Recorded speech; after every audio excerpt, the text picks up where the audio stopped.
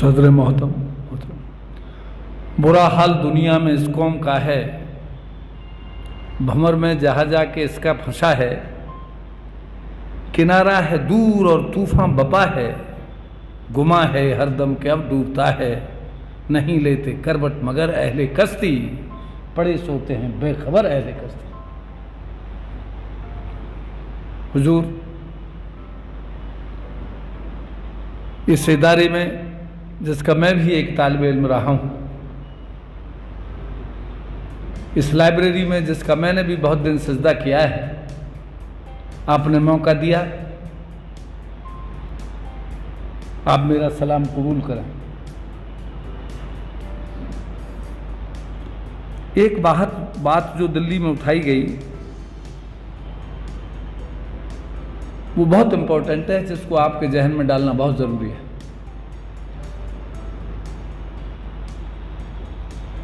एक मिनट का वक्त ज़्यादा ले लूँ तो कोई नुकसान नहीं। यहाँ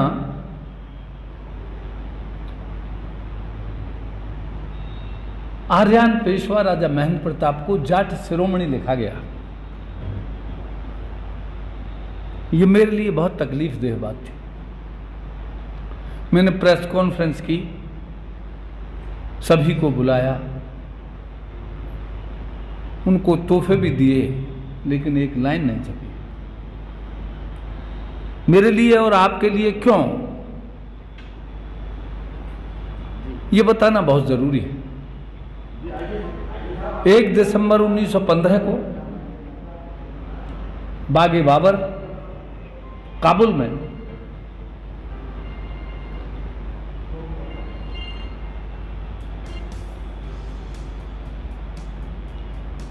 राजा महेंद्र प्रताप ने पहली सरकार बनाई। मैं काबिलियत को दाद देता हूं वजीर आजम की, इसको फेंक दे, इसको बंद कर। उन्होंने उस सरकार का जिक्र किया, लेकिन उसके वजीर आजम का जिक्र नहीं किया, बरकतुल्लाह खान भोपाली का। ये मेरा बहुत अहम सवाल था जो मैंने प्रेस में उठाया।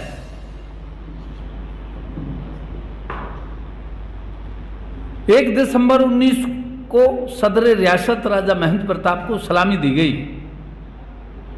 सलामी देने वालों में अमानुल्लाह खान, तुर्की के खलीफा, ईरान के शाह, जापान के नुमाइंदे और जर्मनी के स्वयं वजीर खारजा मौजूद थे।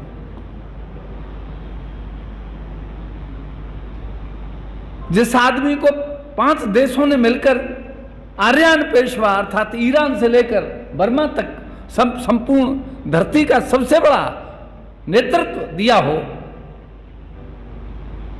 मेरी नासमझ यह है, मैं वजीर आजम की जादुई छड़ी का आइन भी नहीं पहचान सकता कि उन्हें जाट शिरोमणि कैसे कह दिया। मोहब्बत का उनकी का ये आलम था कि उन्होंने, आप मुल्क के 2 आदमियों के नाम जानते होंगे, एक हैं अकबर जिन्होंने दीन इलाही चलाया, दूसरे हैं राजा महेंद्र प्रताप जिन्होंने प्रेम धर्म की स्थापना की, और स्थापना की जगह जापान थी।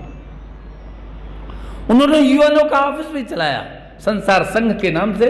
जापान से जब वो यहाँ थे तो 8 लाख रुपया जो उन्होंने ऑफिस खरीदा था, जो सेटअप था, वहां से 8 लाख रुपया उनको मिलता था। जिस महामानव को लाला हरदयाल की गदर पार्टी ने $500 उस समय वजीफा भेजना शुरू किया हो, जो कैसर दी ग्रेट से मिला हो, जिसने 1921 में लेनिन से मुलाकात की हो, और जिसके फोन पर लेनिन नेहरू से मिले हों, वरना नेहरू से मिलने से इनकार कर दिया था। जब पंडित जवाहरलाल नेहरू लेनिन से मिलना चाहते थे, मैं भगत सिंह जिस फांसी की कोठरी में जिस महान क्रांतिकारी व्लादिमीर इलिच लेनिन की किताब पढ़ रहे थे, मैं उसका जिक्र कर रहा हूं। मैं उसका जिक्र कर रहा हूं जो 1917 में सीमाओं के पार मुकम्मल ब्रह्मांड का एक आदमी था जिसको सारी दुनिया नोटिस ले रही थी। उसका नाम था लेनिन, जो 1917 की रूसी क्रांति का लीडर बना। उस लेनिन ने से मिलने गए पंडित जवाहरलाल नेहरू, तो उन्हें समय नहीं दिया गया।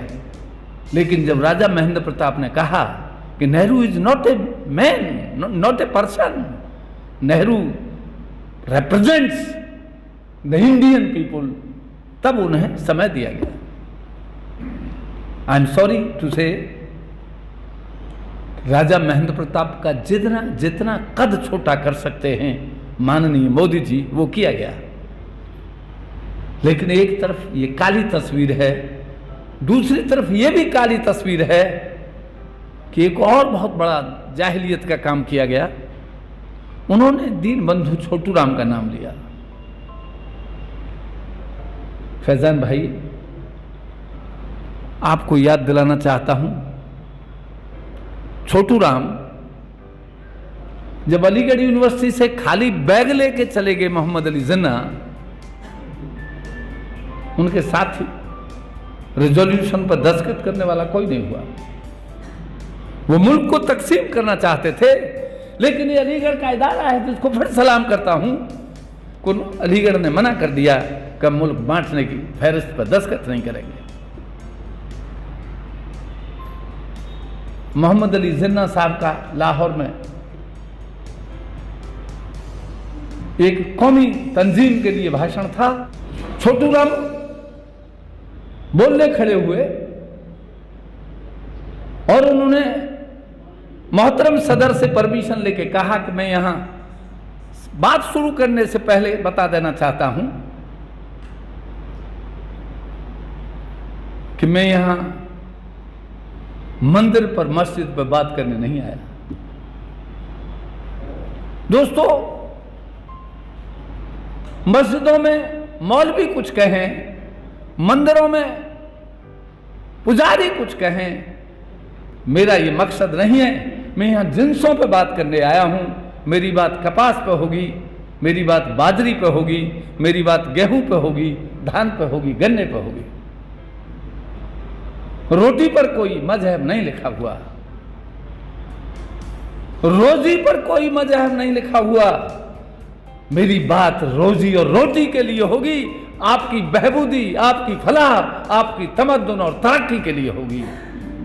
आपको पता है लायलपुर में इतनी भीड़ थी, अंग्रेज रिकॉर्ड कहता है कि मोहम्मद अली जिन्ना साहब की हाजिरी 766 थी और छोटू राम की हाजिरी 70,000 थी। और वहीं मौलानाओं ने खड़े होके सर सिकंदर हयात खान नवाब लाहौर के समय उन्हीं की मौजूदगी में उन्हें रहबर आजम कह दिया। और शायद तारीख गवाही देती है कि पंडित जवाहरलाल नेहरू के भी 9 MP इस पश्चिमी उत्तर प्रदेश से मुसलमान नहीं हुए, वो चौधरी चरण सिंह के थे। चौधरी चरण सिंह, राजा महेंद्र प्रताप, दीन बंधु छोटू राम, ये सब वो लोग हैं जिनको मुसलमानों ने अपने खून से भी ज्यादा चाहा। मुझे पता नहीं, मैं हैरान हूं कि किस तरह से मुल्क में एक आदमी जो 1 लाख का बूट, 10 लाख का सूत और 8,454 करोड़ का जहाज लेके गलत बयानी करता फिर रहा है और कोई रोकने वाला नहीं। फैजान भाई, मेरे जानसार साथियों, फुरकान जरा ध्यान दो, क्या कभी ऐसा मौका आया इस मुल्क में? क्या कभी आपने सुना कि इस इतने बड़ी हाउस में, इतने बड़े हाउस में जिसमें 403 MLA हों, रूलिंग पार्टी, लाल किला बना देने वाली,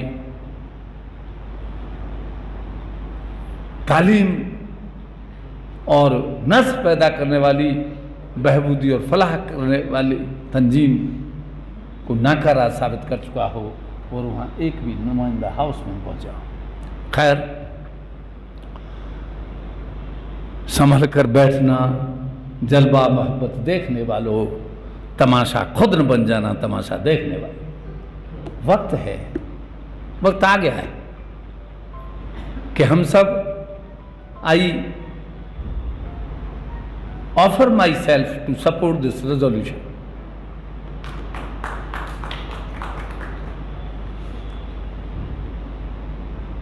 एक बार बहुना जी ने बहुत शानदार बात कही थी, शायद मैं और फैजान भाई दोनों उस महान कायद के करीब रहे हैं। उन्होंने कहा था कि भाई